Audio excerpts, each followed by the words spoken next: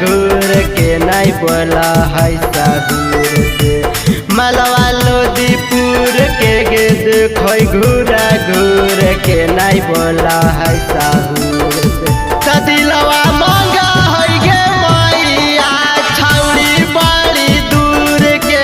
दिलवा मांगा है गे मैया छौड़ी बड़ी दूर के। अगे मलवा लोदीपुर के गे देखो घूरा घूर के नहीं बोला है साहूर से।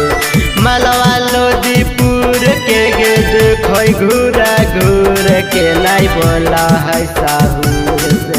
दिलवा मांगा है गे मैया छौड़ी बड़ी दूर के।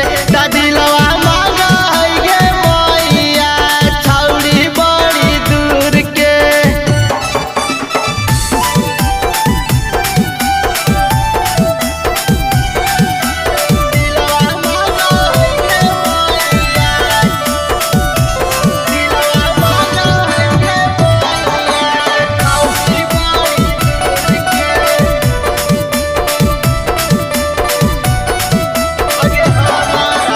अगे हमारा पे मैया गे रख है ध्यानवा।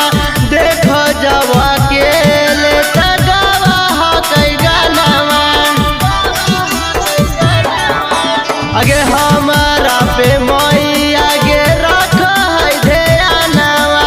देखो जवा के ले तगवा हो कई गानवा। अगे जाने दूरा दूर गे नाम हो गेलै मशहूर गे मलवा सोनापुर के। आगे जाने दूरा दूर गे नाम हो गेलै मशहूर गे मलवा सोनापुर के।